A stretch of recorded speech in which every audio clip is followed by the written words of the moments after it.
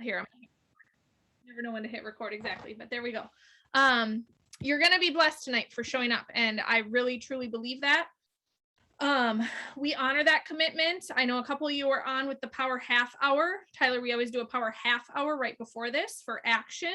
So the first half and then the second half is the team call. We've been kind of rocking this system since summer with the call. I think fall is when we hit the power half hour, Julie, right? Yep. I'm sure people will keep hopping on, but in the meantime, I'm excited for you guys to have this half an hour with Tyler. I consider Tyler a dear friend of mine. I think, first and foremost, he would say friendship, business partnership. Of course, that's how it began. But, what I'm really excited about is for him to just share. And when I really, really, really saw, and Julie can echo me if she wants or say what she wants, but what I really saw Tyler, when he stepped into the field advisory board position that he did last year. So in 2020, right, Tyler? Am I right? It was actually longer ago. 2019, and then you just continued it into 2020? I actually think 2018. 2018. Okay, so it was almost 2 full years. So that's insane, right?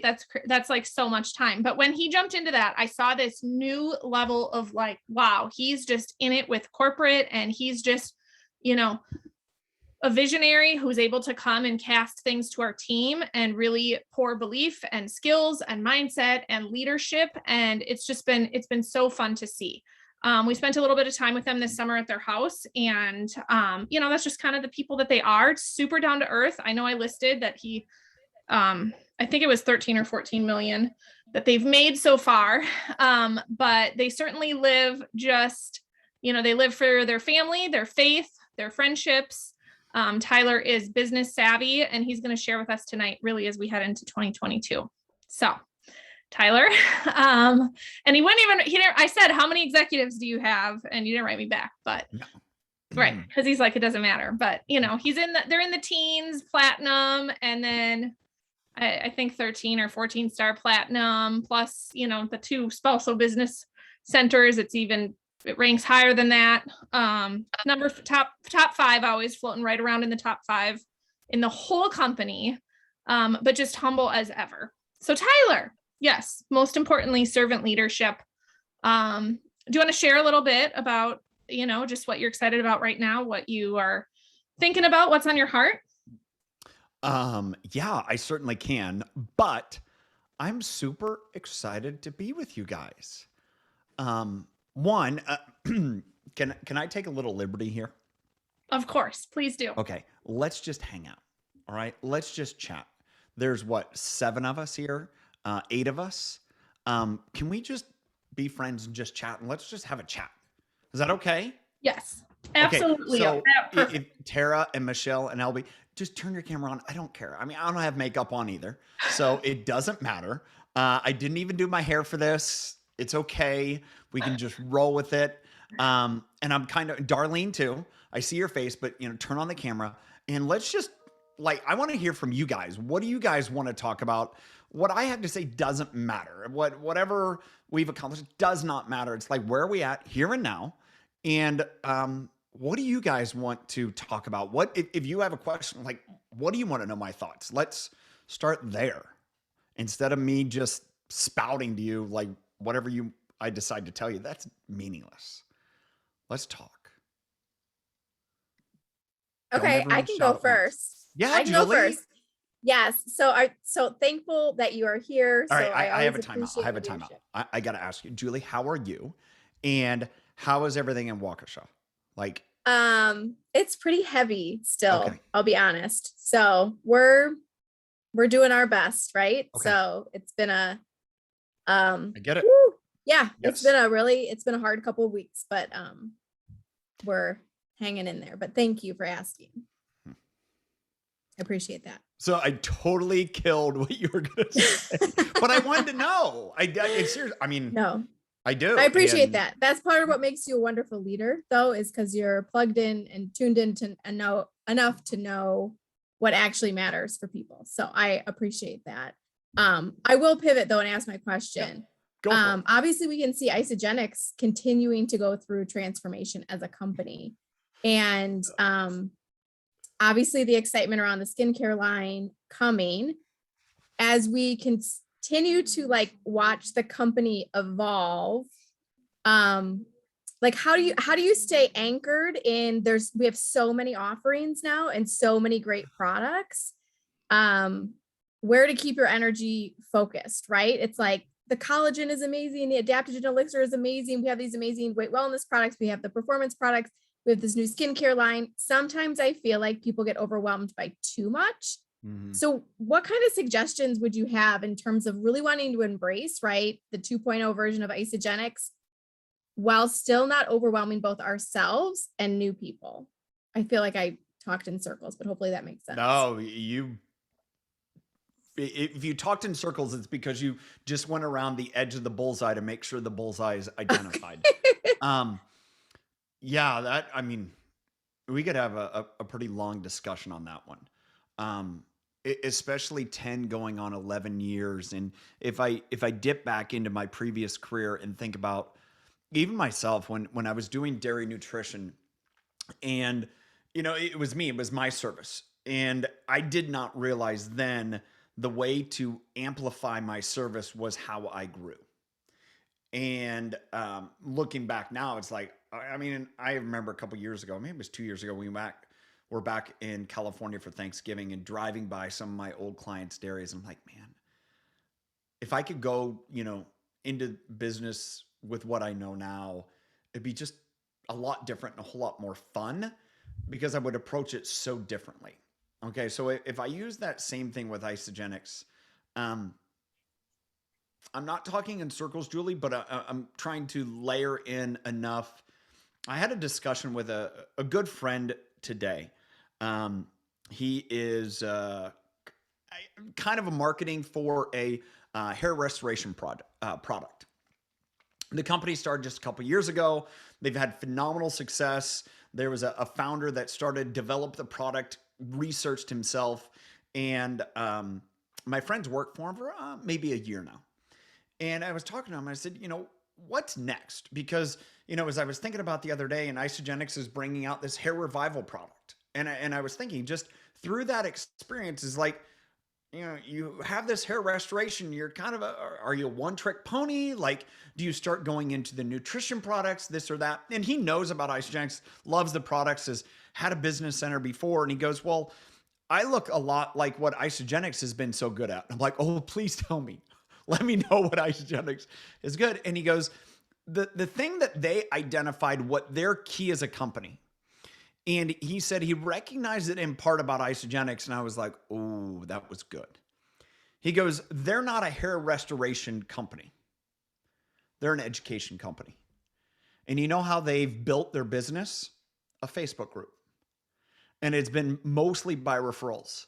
And he goes, we spend so much time on the education part of understanding how to use our product. He goes, I sell men's shampoo so they, can grow hair back. And he goes, that's not sexy. But we're so good about the education and partnering with people and building these relationships with people that we understand we could do that with any product that's really around this idea of, how do you help people with their self-esteem and their confidence and their security? And as we were talking about that, I was like, if we stop and really were to market that as Isagenix as a whole, pardon my French, if there's any, we wouldn't have to deal with the shit we're dealing with. And that comes down to, is like, who are we today? Oh, we're an education company.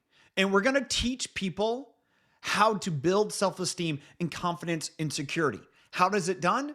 Well, is it adaptogen elixir where you help get rid of some stress? Is it, where we have the nutrition products? And the thing that I'm going to weave in something else here, because again, so many of us, like I want to say every one of us started with Isagenix, large in part to, a body transformation, a weight loss, because that's how it was for so long. There's a few people that started for the money, for the business, but let's be honest, not really. It was that initial transformation. And we think back about cleanse coaching sucks. Why? Because everybody has an excuse. It's like, take your excuse and just go shove it in the door. Do you want to transform or not? And this hair restoration, it's a very high-end product. Like, I wouldn't, like, if I grew hair, I'd have to get another business center just to pay for the stuff, to cut my hair, to do all of it. It's not worth it. And it's just, I don't care. It's like, some people are made to be bald, some people aren't. I could have seen if it was 15 years ago, and if it was my identity was about, having hair, whatever else, totally different place in life. And that's where I understand that we have to pivot through that in Isogenics, and we have to come back to, what are we doing? And and as he brought up, and I love it, the idea of education, it's how to get healthier. It's how to get healthier financially. It's how to get healthier in your body, in your relationships, all of those things. And when I stop and think about where we're at now, and I think about the different product lines, it really comes to the person and being willing to have the conversation with them and saying, hey, where's the biggest hole in your health? And it could it be where now the biggest hole, but what's going to be the easiest solution? And so when I think about some of the products that we're now excited about, because the shakes are old news and it's just kind of frustrating because they're like, oh, we want to go through that again. And it can be so many different products, but it's really understanding, what are we here to do?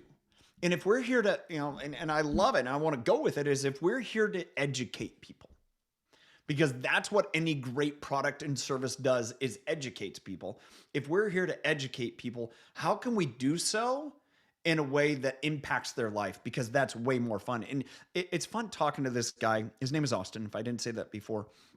Because he's a phenomenal, internet marketer. Has been involved with multiple 2-comma companies. Where, if you understand ClickFunnels, 2-comma companies where they sell $1 million a year.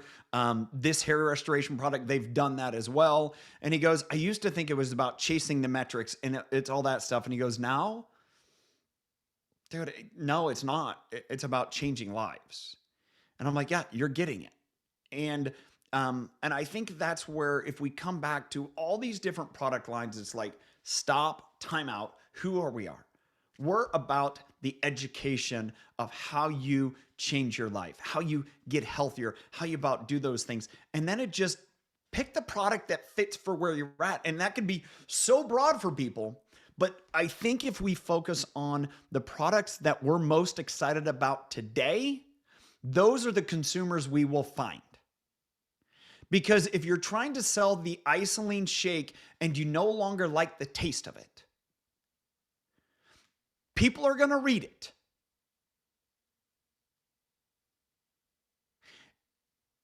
Do I need to go any farther with that? Is that good? Is that okay? And so now, had a different conversation today. Can I go with one more? And I was talking to Michael Hedges. You guys know Michael, Cindy Hedges. And just chatting with Michael. And Michael he says something, and it was because it was a good conversation. He goes, Isogenics, it's a perfect meal for $3. And I said, that gets us in trouble. It's not a perfect meal. It's not manna. Okay. But it's really high quality. It's really good, but it's not perfect. And as we were talking through that, I said, one of the things, and I kind of had mentioned to Allison that where my frame of mind is much with Kelly, kind of this investment. And I see that great opportunity in front of us. Like, I am more bearish economically today than I've ever been, which is super, super exciting for network marketing. Let me just mind you, if you didn't realize what happened in 2020 when we had this financial kind of and all of a sudden everyone was more interested.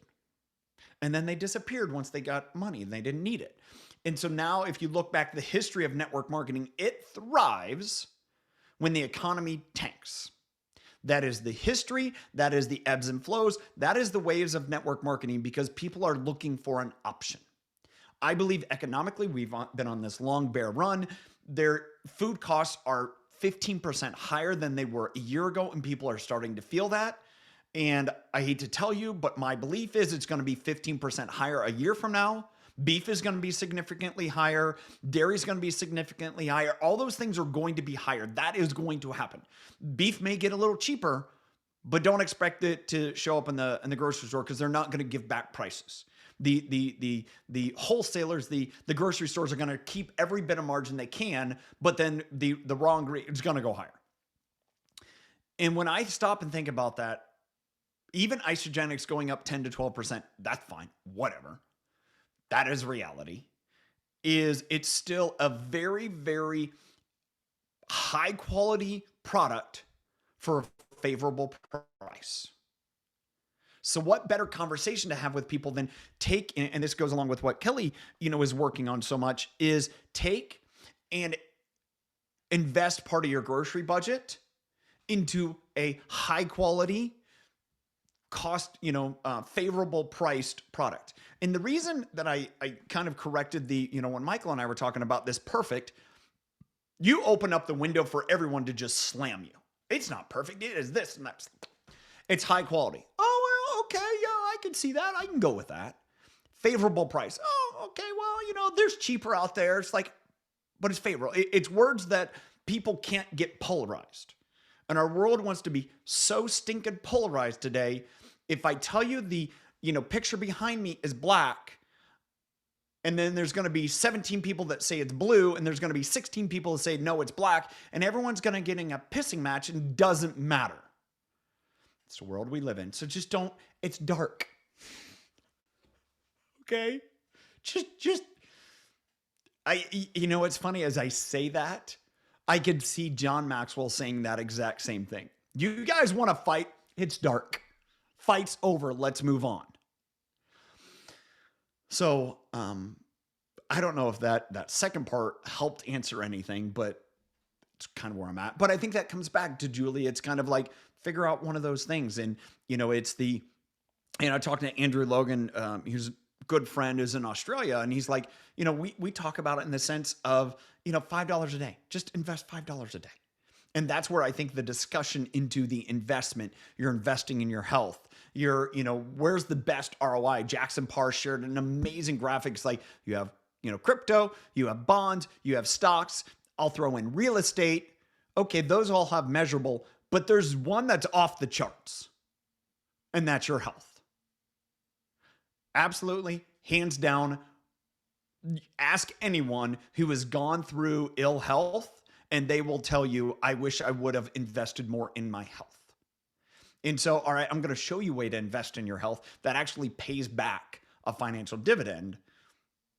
Doesn't mean you have to do a lot today. Just, stay active, and one of the conversations there, I'm just kind of rambling on, but hopefully it's effective, is, when talking to people, you can think about it. Okay, $150, $170 now keeps people active a month, right? What's 170 times 12? Just going to save you the math. It's about $2,000. So if you said, hey, I'll show you how you can invest $2,000, and this is the potential return, and it's going to affect your health and all the different returns. And you're like, $2,000, great. Where else can you invest $2,000 today and feel like you're not wasting money and or has a leveraged return potential, and it's going to expose you to things you wouldn't otherwise know? Okay, I'm going to shut up now. Who has something else? Just throw it out. Barbie, I saw you kind of like going like this. And Jake and I had that exact conversation when we started about the $2,000 for a year. And we said, okay, I'm going to go all in for 2 years and see if I get my return on, $4,000. Yeah. $5,000, 2 years, $5,000. Mm-hmm. Oh, okay. But it's monthly investment. Oh, okay. I think that's such a better way to look at it than talking to somebody. Okay, buy your 30 days. And, then, I hope you're on lifestyle rewards for 60. It's like, you're either in for a year or you're not in. And if you're not in, next. Mm-hmm. Mm-hmm. Yeah. Barbie, did you have something? No, I'm on my phone, so I'm having to go to the chat. But no, I love this. Honestly, I think this conversation is super helpful.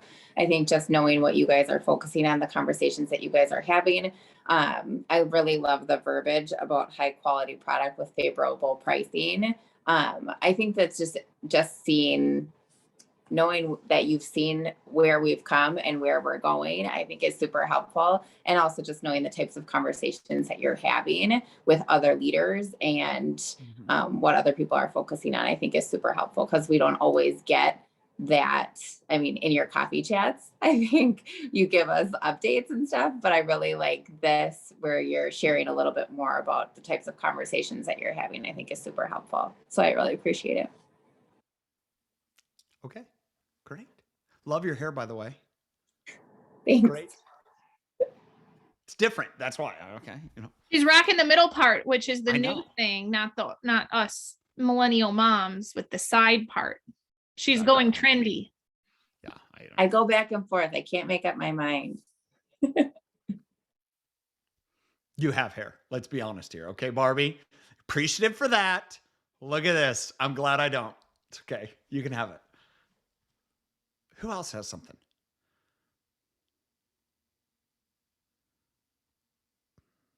What do you guys want to talk about? I want to We're just know, sitting here, actually. we're hanging out. It's New Year's kickoff. Just tell me what you guys want to chat about. I actually do want to know what your thoughts are on the, we've heard rumblings of changes in the compensation plan to be more favorable, or at least changing some of the compensation plan to people that are more of the influencer type compensation. Those people that want to post and just get referrals and not necessarily build a team. Would love to know what your initial thoughts are. If you feel like we're there, if you feel like we're not quite there yet, when you anticipate the launch of that, what do you think that's going to do for the people that are there building a business? Do you think it will bring in what we hope to bring in with a change in the compensation plan? Would just love to know your thoughts on it. Okay. So I know this. Sharon Walsh has long talked about trying to do something. And she recognizes it's like, we got to do something because we're quickly, here's the reality. Our number one competitor today is Amazon / companies that want to market via social media. That's our number one competitor. And I would lump all that together because Amazon drove all that. Amazon showed people how easy it was to click and buy. And I think that's where network marketing has to understand. They have to evolve forward. And it comes back to that conversation I said earlier. If we're an education company, Amazon can piss off. Like, whatever, dude. You're not our competitor. We're offering so much more beyond you. You're just a dime a dozen. We're so much more than that. And I think that's important to hold on to. But coming back to this in regards to the brand partner program, as I think it's being evolved to, is going back kind of like if you guys originally remember, if you're involved a long time ago, there was a retail, a medical professional gym program. So it's kind of looking at something like that, where they can essentially get a higher commission on product without, quote unquote, enrolling people. And so part of that is there's going to be, depending on your rank, it would allow you to operate in both ways. So for example, like it used to be with the professional program, you'd have to sign up the business. Trying to explain it properly without getting confusing. At first it's confusing, but just imagine, someone is, whether it's a salon, whether it's a, gym, whether it's a dermatologist, whatever it may be, they can say, hey, buy the product. We're going to earn commissions much like what we would if we have a product on our shelf. That reasonable commission that they would be like, hey, if you tell somebody you get them to make 4% commission, they tell you, seriously, buzz off, like forget about it. But all of a sudden you're 35% commission. Okay, now it's a little different story. That might be worth it for a good product. So they're looking at doing that, but then still allowing those people at some point, if they decide to enter into the traditional network marketing business, that they can participate there. And so there's some things that they're ironing through to get all that done right. So it affects the upline. It makes sure everyone gets paid right. Let me share this part. Where does it fit in? I think it really, if we look at it, there's people today that maybe that have they wouldn't touch network marketing with a 10-foot pole. They're like, it's not worth my time. That's their opinion, right? And for some, they're right. It really isn't, because they don't want to do the work. And I think part of that too is, as we evolve forward, we're going to see changes in how companies operate, what commission, we're going to see things change. But I look at it for someone who just wants to share a product. They don't want to necessarily participate in the actual business of network marketing. They can gain a commission that way. Yes, they can switch to be a normal associate. Again, I look at it as someone who you've talked to and they're like, I got my other business. I don't want to I love the products. I'll maybe, share referrals, or they're already doing things where they're marketing products like Amazon or whatever else, where it's easy to fit in. And what it can help you do is build some credibility. But understand is, at the same point, you're still competing with them, because if they're in your same network, then all of a sudden, whoever you could potentially enroll or, share the products in business with, they're going to be buying products and they're like, why would I want it to change? And so it almost has to be someone that is totally outside of your network. That would be, an option. And to me, that's where a lot of its best play. Again, it's coming sometime in 2022. It initially was said it was going to be like maybe the end of January for a beta, and then maybe roll out in April. And again, it's going to be with select individuals who would be able to recruit a brand partner. Here were some of the things that we shared, because Kelly has experience in marketing product with Amazon and working with companies in different liaisonship. Is and this is what we threw out to them, if we expect the field to be that, there's not enough, it's not worth it. There's not enough money there to justify us saying, hey, I want to go find a brand partner, because they're going to make 35%. And in order to justify they can make 35%, I'd make 1.6%. And so it's kind of like, okay, if they ever converted to associate, anyone after that started buying product would be full business volume. So we'd get 4% potentially. And it's like, that doesn't work. The other thing too is, hold on, my computer wants to go to sleep, is that where it would really work for someone is if they were to operate brand partners through their reentry.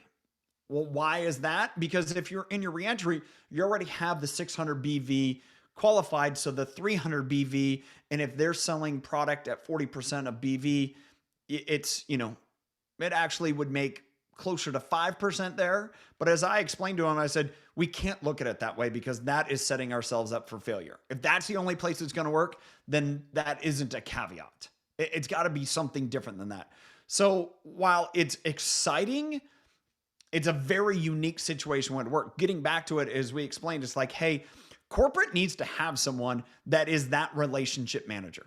Because I don't want them calling me and saying, hey, there's product issue, this or that, when if they sell $50,000 worth of product, I can make $800. It's not worth it. It's not worth my time. I'd rather go beat my, head to a bloody pulp trying to talk to somebody that's worth more than that $800 for $50,000. It's just not good ROI. And so those are the things that I think they were last working through, but it's something's going to come along, but make more sense for everyone. So I hope that makes sense. So you're saying, no, that's good. So you're, because when Sharon talked to us, she said it would still keep the existing components of the compensation plan.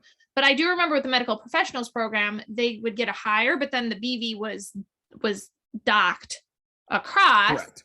Which, if someone is putting a lot through their business, is still a win-win, right? Like, I mean, it can still be a win-win, but it's instead a win-win of getting, if they're selling to consumers that you would not be able to sell to.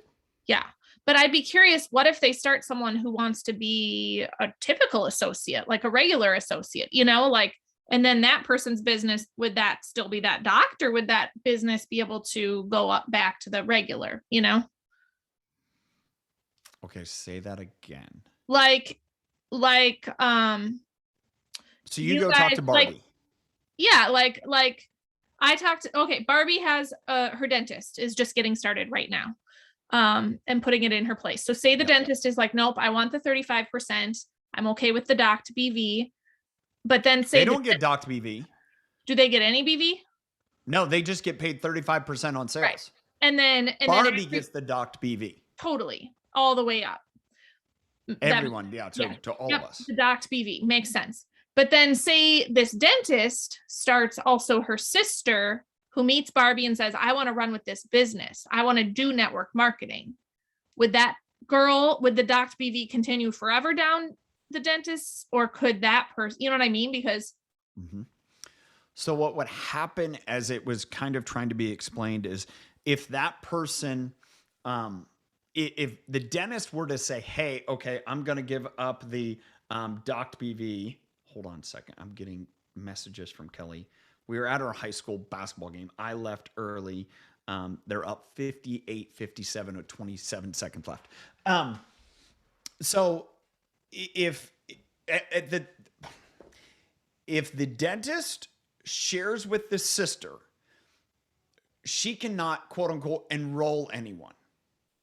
So if that sister wanted to convert to associate, she totally could.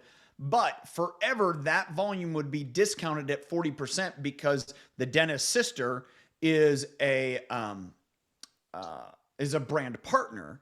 Now, the brand partner's sister only gets 35% commission on whatever the sister buys, even though she's an associate, because she shared with her as a brand partner. She gets 35% commission. Everyone below that, because it just how it was laid out, would be docked 40%. Yeah. So if the sister says, hey, you're a dentist, you want to do this as a brand partner, but I actually want to be an associate like Barbie's doing, she couldn't do it under her sister. Well, she would be under her sister, but she'd want to, that's how it was laid out. And it's because like everyone has a place on the tree. Now, if the sister converts to associate, the dentist converts to associate, then anyone after that point would be 100% BV. Yeah. So again, it's still very complicated how it would work out. Yeah. And that's where it comes down to, there's still a lot of gray area that needs to get ironed out. But it's something that wanting to provide to where people can get high commission on sales if they just want to run a sales business. Right. The way I would think about it is that, honestly, like, for an everyday person that is building a business, this is not going to necessarily entice me or encourage me to continue to look for brand partnerships, because I want to look for associates who I want to do this with. Yes. Exactly. If I make a connection with someone on social media who I, met, and they're an influencer and stuff like that, and she falls in love with the collagen, and I want to tell her, like, yeah, just be my brand partner. Right. But again, like, our circles of influence and network are not necessarily overlap. So therefore the risk of her finding someone that I would enroll is few and far between. Right. So like, you don't want to necessarily look for brand partnerships with your chiropractor or people within your circle of influence or within your network. It would be more far-fetched you would want to do it with someone who is not necessarily in your circle. So, right. So I think of it. Or the chiropractor just be like, no way, never. But they're selling a lot of product through. Now, for example, if you say, hey, sell the product through, and we can set up a reciprocal relationship. If someone's interested, if you send them to me, if you enroll them, then all of a sudden they become an associate under you. The chiropractor got the 35% initial, second order, third order. They don't want to send them to you, but I mean, it's figuring out some way to balance it out. Here's the other part that I think needs to be held in mind. Why do product distributorships have legs? They have legs because the curve on sales goes like this and tails. And so you have to have another product that comes in, right? You have to have another product that continues the consumership model. And so as we look at this, is like, if our brand partnership is set up with collagen and that's it, that's going to run its sequence. It's why Isogenics has done what's done. It's what we've seen them in 10 years. You have to add in new products to, move that along. And so we're going to see a lot of people that don't understand that are currently trying to run high commission business, and they have to constantly chase for consumers with a new product. And so when you look at that, it's like, okay, I may be able to make a lot of quick sales in 90 days. I'm on to the next one. And that is the life cycle of it. So understanding going into that, it's like, okay, I can have this brand partnership. They're going to make a lot of sales maybe in 30 to 45 days. They don't last 3, 5, 7 years. And so it's also understanding some of that and saying, okay, where does this fit? How does it fit? Is it the opportunity? Well, you can share it. There's an option, but it's very rare that it's actually going to fit. It may fit if someone's like, hey, I just want to do commissionable sales. That's fine. That's it. Great. And then, you find a way to support them somehow. Yeah. But don't spend much time in it because there's not much to make. And it's also limited. I'm guessing what it'll be is only platinums would have the available. So once you had a maxed out business center, that would be the only time that you could actually share that as an option. Make sense? But say you have someone and you're like, hey, Tyler, or Kelly, or there's someone in your upline. It's like, hey, this person, I think they'd be a wonderful brand partner. This is why I think I could leverage it, yada, yada, yada. Then fine, give them the brand partnership. And if they wanted to convert to be an associate, then, they would enroll with you. However, I see it something working maybe like that, but I would say at first we're super excited. And then as it more played out, realize it doesn't gain that much. Yeah. Does that help? Makes sense. I mean, and when you think about the people who are vision focused in future and long game, it's like, what is the most exciting? I mean, we get so excited about the unlimited depth and the no flushing and the, just the, the hot molecules that I heard talked about at the top, right? It's like, who they know. It's like very exciting. Whereas this kind of takes away some of that excitement, this whole concept. So yeah. Yeah. It's also why, if you want a sales business, go sell some other product. Yeah. Or like high-end construction, or there's so much out there. Yeah, I mean, there's other things out there, and if it's you're passionate about it, great, awesome. But if you're just looking for a quick buck, man, I shared the story with my friend Austin. It's like, yeah, that lasts for a little bit, and then all of a sudden they're so flaky because there's no depth.